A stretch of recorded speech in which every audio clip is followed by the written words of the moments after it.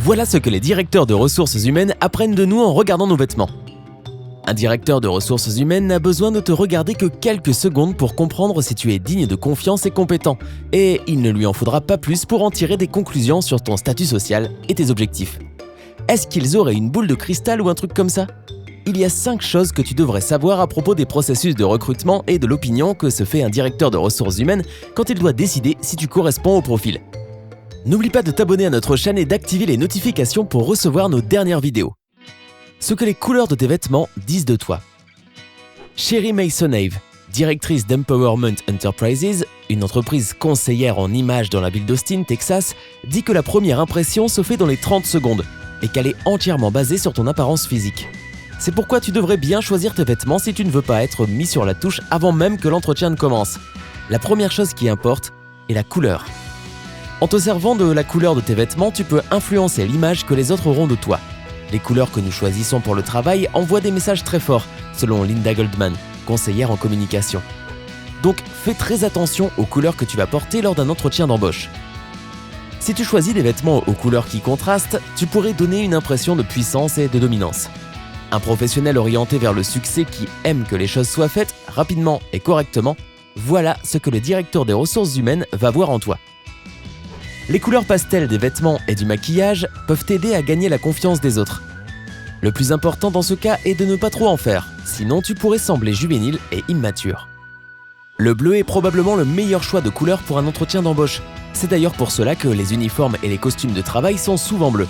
On l'associe généralement à la fiabilité, la confiance en soi, la compétence et à l'expertise. Toutefois, ce n'est peut-être pas le meilleur choix pour un entretien de travail qui requiert de la créativité.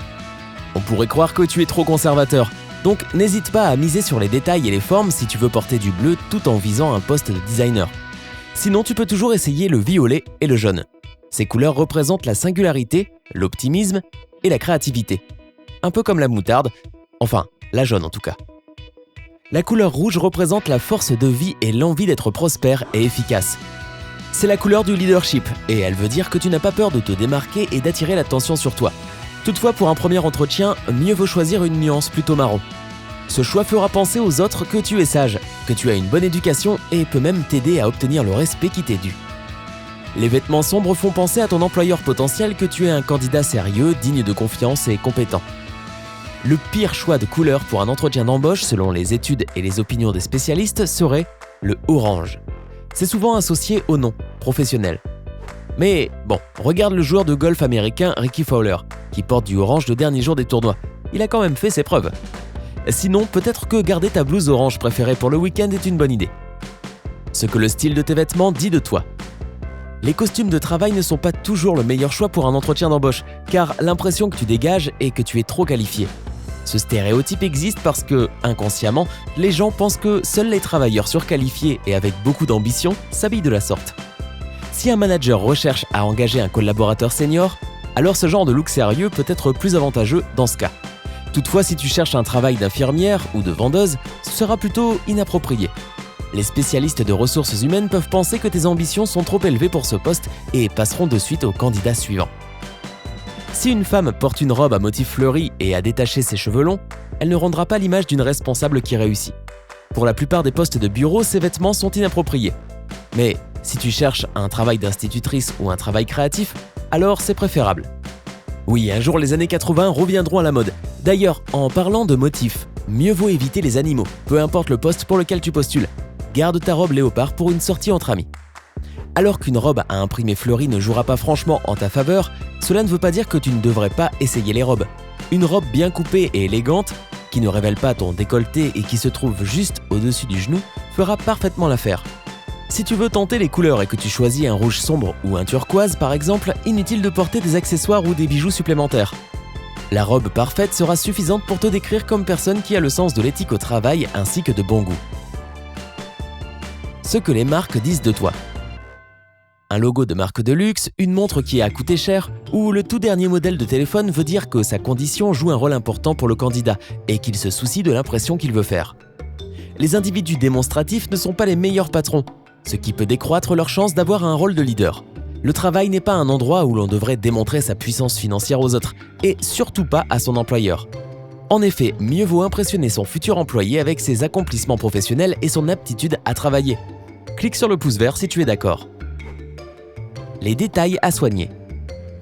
Il n'y a pas de détails insignifiants quand il s'agit de l'image d'une femme d'affaires. Garde en tête que si tu remarques que ta manucure n'est pas soignée, que tes vêtements sont un peu passés de mode et d'autres défauts de ce genre, alors ton potentiel employeur pourra le remarquer également et cela peut vraiment laisser une mauvaise impression. Aussi, tu devrais éviter le maquillage trop chargé et le parfum capiteux. Tu ne veux pas provoquer des crises d'allergie, n'est-ce pas? Quant aux bijoux, porte des pièces plutôt discrètes et élégantes, comme de petites boucles d'oreilles, bracelets et montres. Des lunettes de vue peuvent donner une touche supplémentaire à ton image si elles sont stylées. Mais oublie les boucles d'oreilles qui ont l'air bas de gamme ou celles qui sont faites de matériaux comme le plastique. Ce n'est pas une bonne idée pour un entretien d'embauche. Ton sac devrait avoir une forme bien définie. Évite les sacs qui ne tiennent pas debout, ceux qui ressemblent à un sac de course ou encore ceux avec des motifs trop criards. Il ne faut les porter que pour des occasions informelles. Et n'aie pas peur d'inclure quelques accessoires colorés. Même un costume très sérieux peut avoir l'air complètement différent si tu y ajoutes un sac de couleurs vives. Les vêtements peuvent dire de toi si tu appartiens au monde de l'entreprise, alors es-tu l'un des nôtres ou non? Ta tenue devrait être aussi proche que possible du code vestimentaire de l'entreprise dans laquelle tu postules. Les gens ont plus tendance à accepter ceux qui leur ressemblent, donc plus tu ressembleras aux autres employés, plus ce sera simple pour le directeur des ressources humaines de t'imaginer travailler avec eux. Pour faire tes recherches, tu peux te servir des réseaux sociaux. Une page Facebook, Instagram ou encore celle de l'entreprise sera une bonne option pour étudier le style de tes futurs collègues. Va donc jeter un œil sur ces pages. D'ailleurs, les directeurs de ressources humaines sont très attentifs à l'information qu'ils peuvent trouver en ligne sur le candidat, donc les spécialistes de recherche d'emploi suggèrent que tu en fasses autant. Si les employés de l'entreprise dans laquelle tu veux travailler s'habillent selon un style formel, alors tu devrais définitivement porter un costume et une femme peut porter une robe simple avec une veste. S'ils portent des vêtements plutôt décontractés, tu n'as pas besoin d'une veste ou d'un costume, mais ne porte pas non plus de jeans, de baskets ni de t-shirt. C'est bien trop décontracté pour un entretien. Si tu as besoin d'une tenue totalement informelle, tu devrais porter au moins une pièce qui donne un air sérieux. Par exemple, tu peux porter un jean avec un blazer. Si tu as postulé à une position créative telle que designer, annonceur, directeur de relations humaines, illustrateur, rédacteur publicitaire, organisateur d'événements, etc., alors tu as besoin d'un style créatif. N'hésite pas à porter des couleurs vives et de porter des accessoires. Regarde cela ainsi. Comment peux-tu avoir un job créatif si ta première impression paraît fade et monotone? Certaines sociétés empêchent même de porter des vêtements ordinaires. Tu devrais respirer la créativité et la liberté et montrer que tu es ouvert aux idées nouvelles. Alors, est-ce que tu passes beaucoup de temps à préparer minutieusement ta tenue pour un entretien d'embauche? N'hésite pas à nous le dire dans les commentaires ci-dessous. Si tu es nouveau sur cette chaîne, n'oublie pas de t'abonner pour ne plus manquer nos mises à jour.